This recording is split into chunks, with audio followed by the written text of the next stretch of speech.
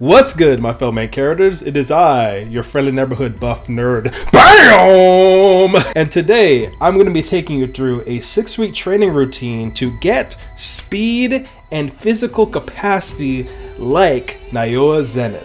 I want to put a quick disclaimer out there, guys. Listen, I am not making this video to approve of Naoya Zenin in any way. His character, let's be honest. But what I will say, his demonstration of projection sorcery, bro, I know he's a trash character. Believe me, I know he's a trash character in his personality and how he is as a person. But projection sorcery in his hands looks pretty clean, guys. Looks pretty clean. And so today I'm going to be taking you guys through a 6-week routine to get speed and physical performance and a lean athletic physique similar to Naoya Zenin. Do it! Alright guys, so we're getting into the Naoya Zenin. I feel like I'm going to struggle with pronouncing his first name, Naoya Zenin. The current practitioner or the only holder of projection sorcery, because I believe his father died? But anyways, before we get into the full routine, I always like taking you guys through my thought process and how I create the routines. If you're interested in that, stick around. If you're not, and you're more interested in just the routine in itself, there will be a timestamp somewhere on the timeline there, and you can just click right directly towards that. First thing I like to break down is the character build, right? What are the components that makes Naoya who he is and how he's able to perform? Honestly, he's a very simplistic character if we look at it from a physical point of view. You could tell based on like how he moves and like how his body's structured. Underneath the robes and stuff like that, he has a lean but athletic frame. You can tell that he prioritizes a body focus on speed, and so he definitely has muscle mass under there, and he probably has a very lean midsection. Not sure if he has super prominent six-pack abs or anything like that, because I wish we could see a shirtless picture of him, so we could kind of get an idea of what his frame looks like. But just based on the clips we've seen of him, I think he probably has a sleeper build underneath that, right? So I think he has a lean but athletic physique, not one that's super bulky, because his curse technique demands him to move. It demands him to be able to react fast and plot a course and have a body capable of doing 24 actions within 1 second. And then the final piece, he's a speedster, right? Again, he loves to move fast. He loves to get combos in on his opponent before his opponent even realizes what's happening. Now let's get into the IRL goals. So these are going to be more of the concrete things we want to keep in mind when actually creating a routine based off of him. So first thing, we want to stay lean or we want to lose body fat. Naoya, he does not want excess body fat on him, because excess body fat is extra weight slowing him down. Gaining lean muscle. Naoya is not scared to put some more muscle in his frame, but there's a balance, because muscles do have weight is going to slow him down. So this routine is going to build muscle, but it's not going to be about building on bodybuilder style muscle or CrossFitter style muscle. It's going to be more muscle development in line with like a sprinter or a very fast and capable MMA fighter or boxer. Of course, we got to increase that speed and reflexes. Do I need to say any more? Like, look at him. And of course, improving cardio, which is going to come with it. So now we go on to the training style. So this is my little nerdy way of breaking down training styles that exist in real life and then kind of mashing them together into certain archetypes. And it is possible for certain character builds to multi-class, to select multiple to put into one program. But for this character, because really the biggest thing about him is his speed and his tactics with using his speed, we're just sticking with the striker speed type. So we're doing that hit, plyometrics, and agility drills is going to be a big part of his kit.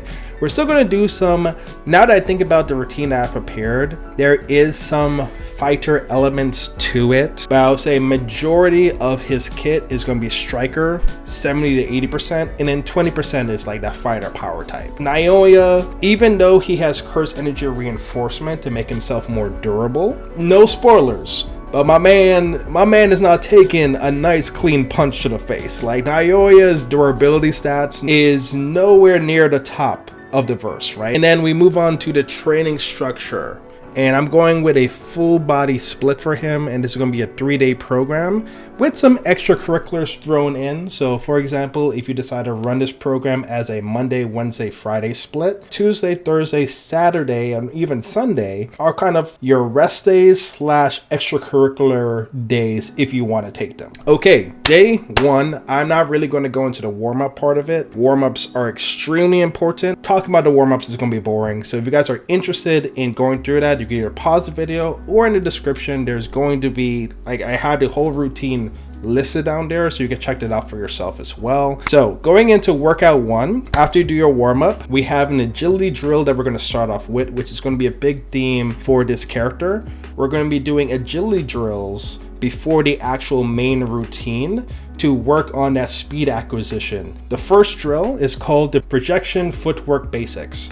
So basically emulating the concept of projection sorcery. When you look at projection sorcery, it's about plotting a course that your body's going to go down for 24 frames. So 24 actions within a compressed period of time. And so we're going to train our body to perform certain amount of actions and maneuvers within a compressed amount of time. And so the setup, basically we're going to take some cones or just different objects and position them on the field, be about 5 yards apart. So you're going to have a cone here, you have a cone here, you're going to have a cone here, and you have a cone here, and you're going to be dead in the middle. How it works: start in the center, partner or timer calls a corner. So what that means is you're going to start in the center and you're going to just name corners. You can name it 1, 2, 3, 4, north, west, east, south, whatever you want to call it. And you're either going to create a random call for yourself, or you're going to have a gym buddy call out the corners for you. And your job is literally to go to each corner as fast as possible and make it back to the center. So if you're at the center and someone calls 1, boom, sprint to 1, pause, boom, sprint back to center. If your caller calls 1, 2, you sprint to 1, sprint to 2, back to center. And so we're practicing that idea of instantly maneuvering to certain points on the grid and doing it as efficiently as possible. So very similar to like how Naoya has to follow the laws of projection sorcery, where he first must plot a course in his head of actions or locations or maneuvers, and then he follows through with that course. And the time period is going to be, you're going to do this for 20 to 30 seconds per round, and you're going to fluctuate between 3 to 4 rounds. Rest time, I would recommend 60 to 90 seconds. And then I have a couple tips here that you can kind of review for yourself as well. Then we have the resistance phase. So this is where the real meat and potatoes of the workout of day one works. So we have field sprints. You're going to do this at a 90% capacity. So you're basically going to be sprinting with about 90% of your effort. You're going to do this for 4 rounds. Give yourself about 50 yards to be able to sprint with a 2 to 3 minute rest in between. Next, we have clapping push-ups. We're going to do 3 sets of 8 to 12. Again, developing that upper body strength, but focusing on our speed, right? Focusing on our ability to execute things quickly. Then we have elevated single leg hip thrusts, 4 sets of 10 reps. So this is going to work on the glutes. But because the foot is elevated, we're going to get a deeper range of motion. And when we execute at the top, again, we're going to try to execute as explosively as possible to replicate that speed acquisition. 4, we have chin-ups, 3 sets of 8 to 12 reps, because you already know we got to get some back work in there. And then number 5, we have ab rollers, 3 sets of 10 reps, because we got to make sure our core is looking good as well. Day 2, we have another agility drill. It's going to be different. This one's called the 24 frame dash. A number of cones, minimum 5 to a max of 12, arranged in a variety of varied patterns going forward, with each cone being about 5 yards apart, with a total distance of 20 plus yards, right? So basically what you're doing is you're creating your own projection sorcery course. Basically, every time you set it up, I want you to set it up not super linearly, but set it up almost randomly, kind of like have fun with the positioning of the cones. And then literally you're just going to line up at the first cone, and you're going to, as quickly and as efficiently as possible, dash, side shuffle, back up, sprint to all those cones as fast as possible and time yourself. Then you rest for about 60 to 90 seconds.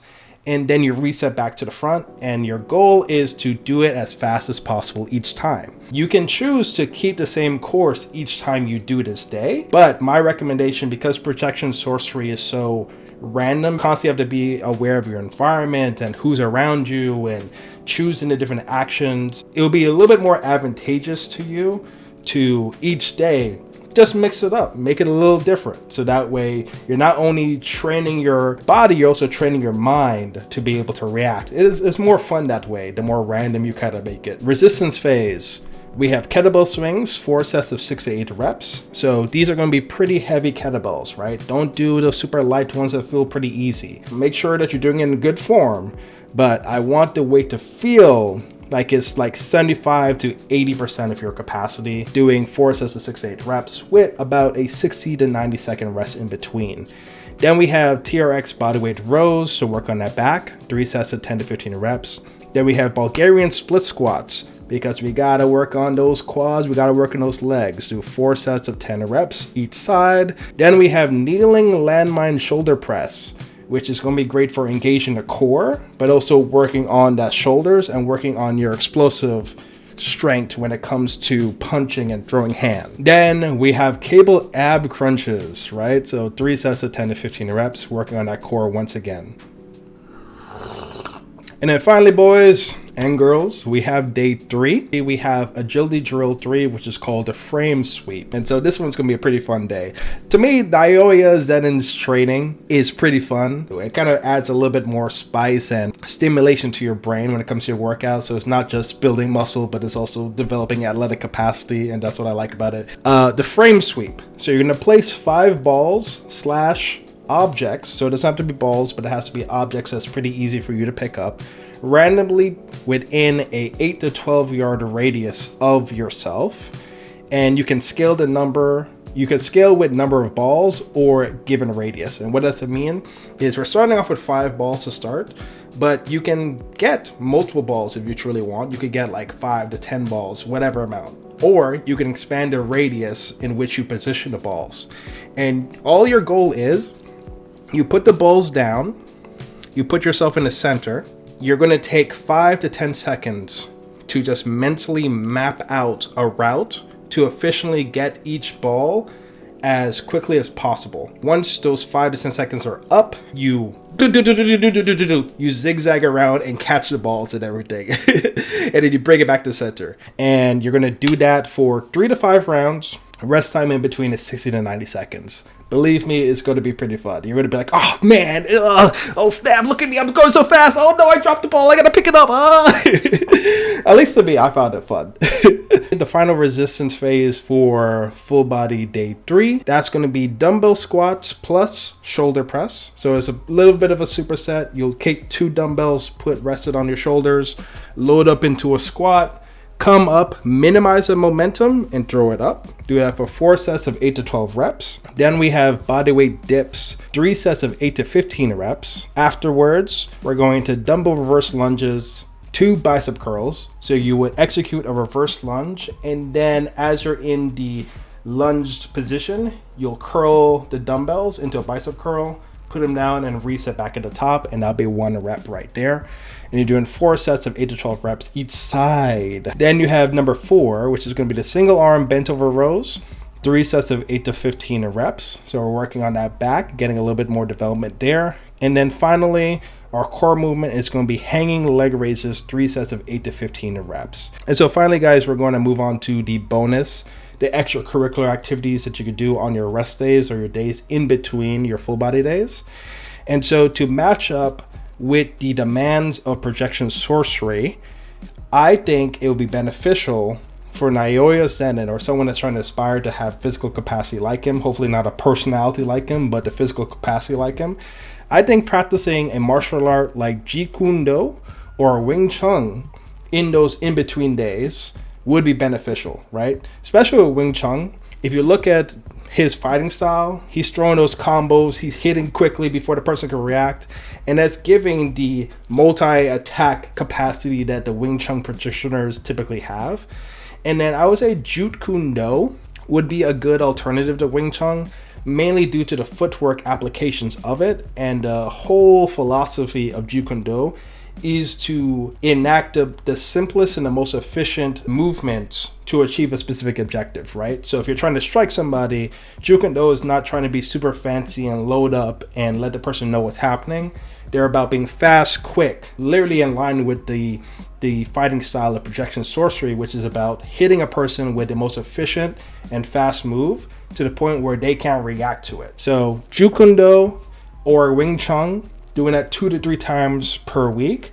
In between will be like you're totally matching the expectations of the projection sorcery in real life here. Yeah, guys, so that's going to be it. Like all of my routines I create, I typically structure them to only be for 6 weeks. You can run them for longer than that, but I typically put 6 weeks there because we all like novelty. But in order to see results, we need to commit to something for long enough for us to actually see results from it. I would recommend committing for about 4 to 6 weeks, and so most of my programs I create are based off that 6-week period. And then after the 6 weeks is a good time to reflect. It's a good time to see how the routine treated you. Take the pieces of it that you like and run with it. So this routine is designed for anybody to kind of pick up and run through it fully. But I always recommend for main characters, like the main character like you can run through a routine, but see what pieces you like and discard what you don't like and start formulating your own routine. So anyways, my fellow main characters, I'm excited that Jujutsu Kaisen is back. Season 3 is looking so saucy, so good. I'm excited. I can't wait to see some fights come through. And I hope you enjoyed this routine. Like this video if it made you smile. Comment this video made you think, and subscribe if you want to see more. And always remember, God loves you and you're the main character of your own story. I'll catch you guys in the next one. Peace.